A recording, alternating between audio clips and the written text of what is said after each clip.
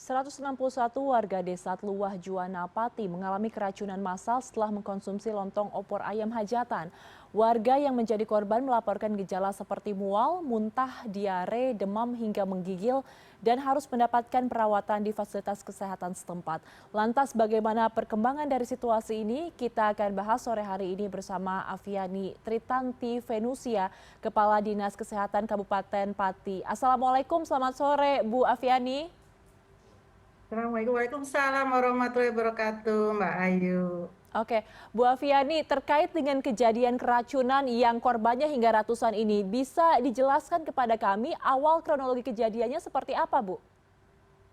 Ya, seperti gini Mbak, seperti tadi sudah disampaikan di awal berita ya, memang itu kejadian dimulai saat ada warga di salah satu RT di desa tersebut mengadakan tahlilan untuk 7 hari meninggalnya salah satu anggota keluarga. Nah, seperti biasanya di masyarakat itu ada sedikit bingkisan yang diberikan kepada warga. Dalam hal ini diberikan tadi lontong opor gitu ya beserta perlengkapannya. Nah, awalnya tidak ada masalah, namun pada hari Selasa pagi mulai ada beberapa warga yang bergejala mual, muntah, diare, pusing begitu.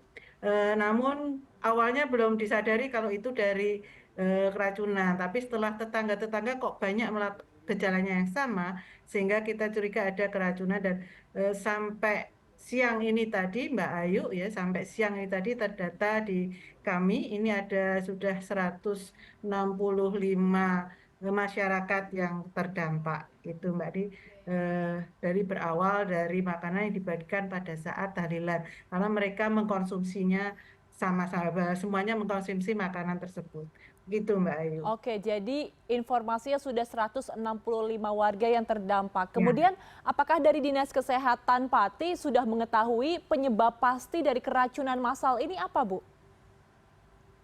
Kalau pasti belum ya Mbak, kita Mhm. masih dugaan karena Mhm. dari anamnesa, dari keterangan warga semuanya memang berawal dari mengkonsumsi makanan yang diberikan pada saat tahlilan. Jadi kita hanya masih menduga, belum memastikan penyebabnya apakah memang dari makanan itu karena kita juga masih menunggu hasil pemeriksaan sampel makanan yang saat ini masih dikerjakan di Balai Lab Kesda Provinsi gitu Mbak. Oke, jadi nanti hasilnya akan keluar kapan, Bu?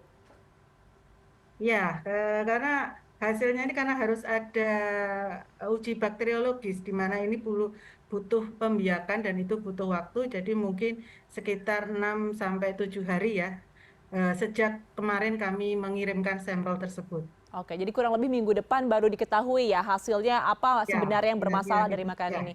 Oke, untuk iya. kondisi Betul. korban saat ini seperti apa, Bu? Apakah sudah ada yang pulang ke rumah masing-masing atau seperti apa? Ya, alhamdulillah dari tadi saya sebut 165, itu yang dirawat inap itu sekitar 60 orang, Mbak Ayu. Yang lainnya 105 orang ini hanya rawat jalan. Kemudian yang rawat ini pun saat ini sebagian besar sudah kembali, alhamdulillah ya, sudah Hmm. kembali ke rumah masing-masing. Namun kami tetap membuka pantauan di posko yang kami dirikan di Balai Desa setempat. Namun sudah mulai agak berkurang pengunjungnya. Jadi ini mungkin sudah kemungkinan sudah tidak tambah lagi. Jadi kita tinggal merawat yang masih ada di puskesmas maupun rumah sakit. Baik, Bu Afi, mengingat banyaknya jumlah korban ya, tadi Ibu menyebut ada 165, apakah ada koordinasi yang dilakukan dari Dinas Kesehatan dengan rumah sakit atau puskesmas tempat? Selalu, selalu. Dan itu yang pertama datang pasti puskesmas datang duluan. Kemudian jika memang kondisinya berat, perlu perawatan di rumah sakit, kita rujuk ke rumah sakit terdekat maupun ke rumah sakit yang ada di sekitarnya. Kebetulan puskesmas yang wilayah kerjanya desa tersebut ini puskesmas rawat inap, sehingga masuk puskesmas rawat inap juga ada gitu, Mbak. Jadi kita selalu berkoordinasi dan di Pati itu ada 11 rumah sakit, ini pun kita siagakan semuanya. Jika sewaktu-waktu rumah sakit yang berdekatan dengan lokasi ini sudah kewalahan maka boleh dirujuk di rumah sakit yang lainnya. Namun alhamdulillah masih bisa tertangani dengan baik gitu, Mbak. Baik, Bu Afi, ini kan juga informasinya yang membuat hajatan, penyelenggara hajatan juga terdampak akibat makanan ini. Apakah sudah ditetapkan kira-kira siapa yang bertanggung jawab atas kejadian ini? Apakah dari pihak cateringnya atau dari penyelenggara hajatannya? Ya, kalau ditetapkan ini mungkin bukan kewenangan saya ya, Mbak Hmm, Ayu ya. mhm, Ada pihak lain yang oke, berwenang, jadi kami tetap selalu berkoordinasi mhm. dengan pihak yang berwenang, dalam hal ini Polresta Kabupaten Pati, untuk menentukan lah siapa yang bertanggung jawab di sini. Ini mungkin kewenangan dari pihak Polresta gitu. Kita hanya bisa Baik. berkoordinasi saja. Oke, Bu Afi, Mm. terakhir apakah ada himbauan atau langkah-langkah preventif yang bisa dilakukan oleh Dinas Kesehatan Kabupaten Pati untuk mencegah kejadian serupa terjadi di kemudian hari?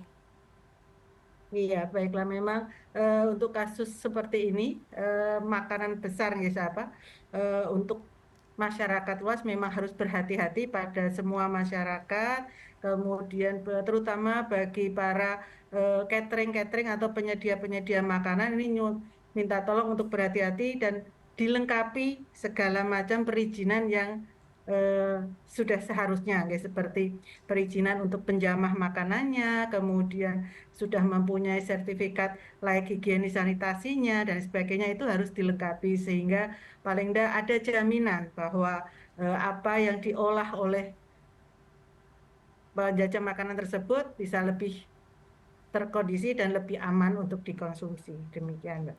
Baik, dari pihak penyelenggara hajatan juga harus lebih berhati-hati, kemudian dari cateringnya sendiri juga harus benar-benar mengikuti ya apa saja yang harus dipatuhi supaya kejadian serupa ini tidak terjadi lagi. Terima Betul. kasih atas Sudah. informasinya sore hari ini Bu Afiani Tritanti Terima Venusia, kasih. Kepala Dinas Kesehatan Kabupaten Pati. Selamat sore Ibu, sehat selalu. Assalamualaikum.